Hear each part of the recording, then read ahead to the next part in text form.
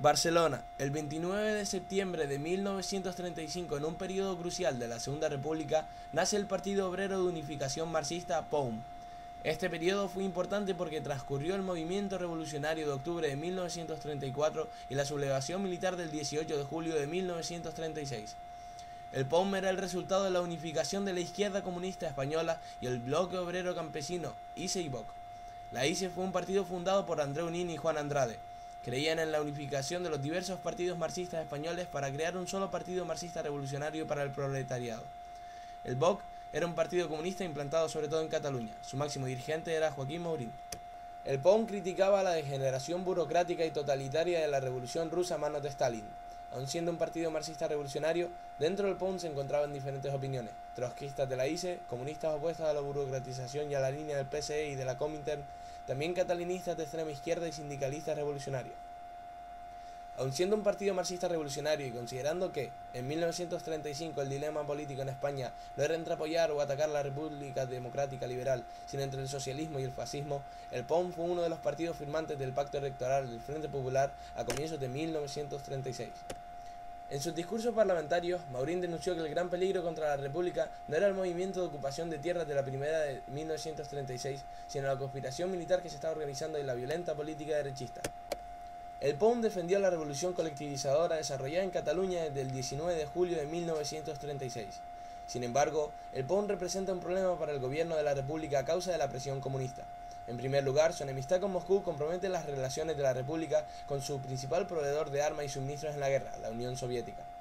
De hecho, la posición de fuerza de Stalin hace que finalmente el POUM sea desalojado del gobierno que compartió con las demás fuerzas de izquierda. El 3 de mayo de 1937, la tensión entre el gobierno y los anarcosindicalistas llega a su punto culminante en Barcelona. La policía con 200 hombres trata de hacerse por la fuerza con el edificio de la central telefónica en la Plaza de Cataluña, que desde el inicio de la guerra y en virtud del decreto de colectivización estaba en manos de la CNT. Temiendo asaltos a otros edificios de la CNT, rápidamente se distribuyen armas para defenderlos. La noticia corre como la pólvora y se levantan barricadas por toda la ciudad. Es lo que se conoce como las Jornadas de Mayo. Los comunistas exigen la ilegalización del POUM y se procede a detener a sus dirigentes y a sus miembros, que pasan a la clandestinidad. Se disuelven las milicias del partido en el frente. Andreu Nin y la mayor parte de los dirigentes del POUM fueron detenidos y secuestrados sin que las autoridades de la Generalidad de Cataluña fueran advertidas ni consultadas. 6 días después de su detención, Andreu Nin es misteriosamente secuestrado. La versión oficial calumnia al POUM acusándole de ser una conexión fascista y concluye que sus raptores eran agentes de la Gestapo.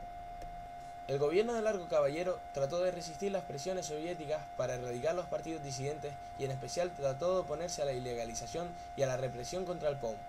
Sin embargo, la caída de Largo Caballero, en buena parte debida a los hechos de mayo, vino a encumbrar a un Juan Negrín menos reacio a tales maniobras, lo cual sentenció el destino del POUM.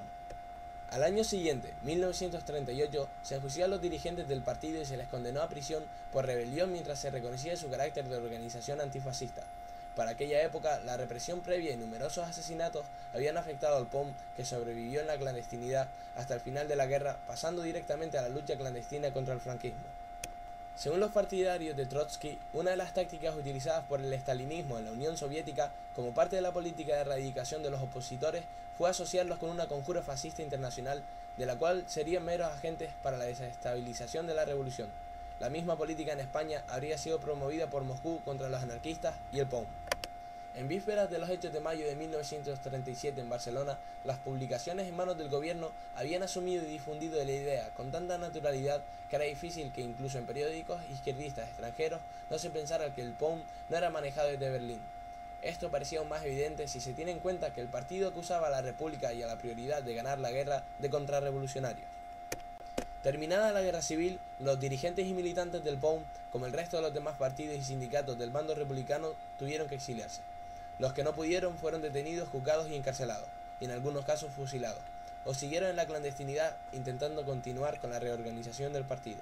Asimismo, muchos de los exiliados en el sur de Francia fueron enviados a los campos de concentración nazis de Dachau, Mauthausen o Buchenwald por los ocupantes alemanes solo por ser españoles rojos, cuando no por hacer propaganda de la resistencia o por participar en esta.